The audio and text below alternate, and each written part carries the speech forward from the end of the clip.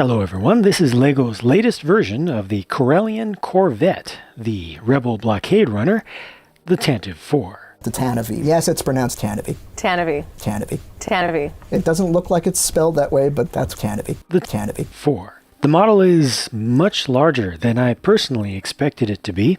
It's about 2 feet or 62 centimeters long. The core structural skeleton of the build is very strong and very solid, but honestly, a lot of the details on the outside are relatively flimsy, and a number of them are ready to be knocked off easily if you're not careful. It looks great on display though, and I think it's the best looking and most accurate version that LEGO has done of what was the very first spaceship to be seen in the original Star Wars movie. The set comes with a Princess Leia with flowing robes, with the skirt or robe piece that is printed on the front and on the back, making this one of the more realistic depictions of a New Hope version of, or early A New Hope version of Leia. And there's her secondary face. Also in this set, they give her a second set of legs, just regular ones this time. These have no print on them, but this allows her to sit down or to be put into some action poses. C-3PO and R2-D2 were definitely appropriate to include in this set, but there's nothing fancy or special about these. My R2, as usual, has wonky printing for the head, where it goes up and then it goes down, and yeah, it kind of bends around.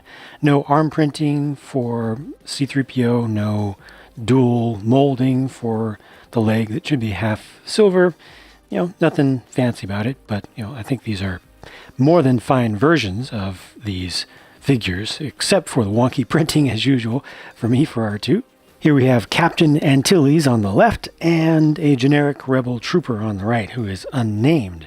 I would have liked to see at least one more generic Rebel trooper, maybe with just a different face, given that they are very massable characters and, just associated with this ship, there would have been many of them. So I think that is a little bit of a missed opportunity there. The figures we did get, I think, look very good.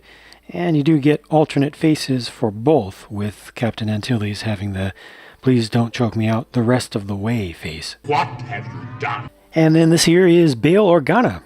I could not believe that LEGO had never done a Bail Organa figure before this one. I had to look it up and check again and again.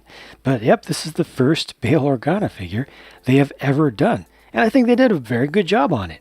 Very glad that they didn't give him a light flesh skin tone. I think that the face is a great Legoification of the actor that played that character in the prequel era.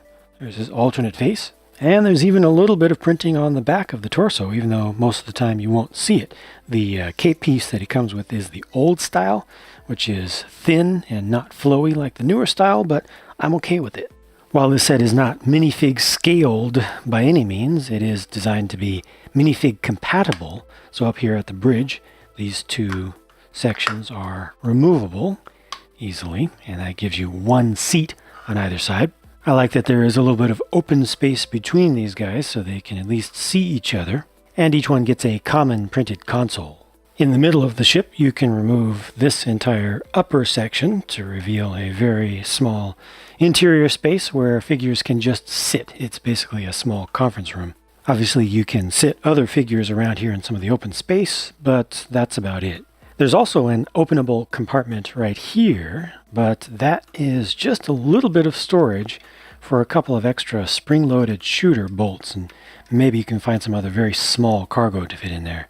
Last up on the minifig compatibility checklist, each side of the ship has one of these docking port adapters, which can double as an escape pod. This is not where the escape pods would really be on the true ship, but you can use this in that form, or you could use it as a little bit of hallway space if you want, but there's just not a lot that you can do with that space. You can basically dump a couple figures in there because they only have a couple of studs back at one side. So maybe one could stand and a couple could sit down, or you could just toss them in there like Green Army Men or something, but not that much real usable space here. You could use it, I guess, for some cargo, but there are some gaps as well. Otherwise, play-wise and for interaction, you're limited to messing around with stuff on the exterior surface of the ship. There's a turret here that can be rotated around, and you also have the individual barrels that can be moved separately. You got a couple of stud shooters there that only fire straight ahead. You can still rotate this around. You also have a similar turret on the underside, and that just works a little bit differently, but essentially gives you the same result. These here can just be rotated around. You can't change the elevation of the barrels or anything, so not particularly good play there. Two spring-loaded shooters are integrated into the nose, so they just fire straight forward from there. The slightly remote firing mechanism is right here. You can fire them independently. And that's about it, really, except for the pretty cool handle that's built into the radar dish. Yep, this will turn side to side a bit for the sake of posing, and it can also extend up to turn it into a very functional handle that allows you to lift the entire thing right about from its center of gravity with even just a single finger. So nice balancing there, and it allows you to swoosh this big huge thing and actually pretend to fly it around. At the end of the build process, I was left with all of these spare pieces, some of which are pretty nice to get as extras, plus you also get 2 spare studs for the stud shooters. Altogether, I'm pretty happy with this thing. Like I said, it's a good deal larger than I expected it to be. It's definitely bigger than it appears on this box, where we have a little bit of foreshortening. It's at an angle, and it's shot with a telephoto lens that makes it look smaller than it really is. If you get a chance to see one of these in person, you'll see what I mean. Things that I don't like about this include these fins here. I wish they had been done with some wedge plates instead. And also the engine exhaust nozzles being so dark as they are. I like the texture and the shaping there, but I think that they're just too dark. They should have been light gray at the darkest. Also, not being able to change the angles on these individual barrels is a little bit of a downer, just for posing on display. I wish there was one more Rebel trooper, or maybe a Rebel friend or something like that. Some of these little bits on the outside do fall off easily. I didn't really demonstrate that, but I mean, you can see some of them. I mean, even this right here is not at its normal angle because it's trying to fall off. These will fall off fairly easily. You know, it's just a little bit delicate on the outside. And more substantively, I wish there was a hall scene in here rather than this little conference room thing. You need a hall scene for this ship, and that's just completely missing. That they don't have anything like that.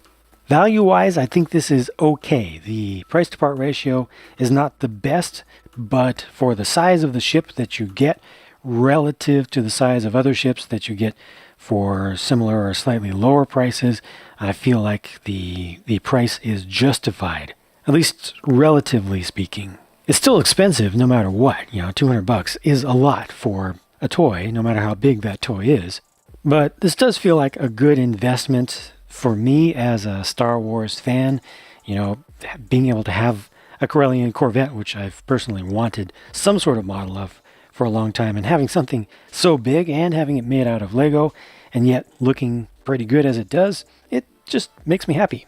If you want to see the build for this set, I've got 2 options for you once again. First of all, there's the pure build, which is just in real time with nothing but the sounds of putting the parts together. No music, no talking, nothing sped up, and I think not a single step missed. If you want something a bit quicker, I also have the speed build version, which has musical accompaniment.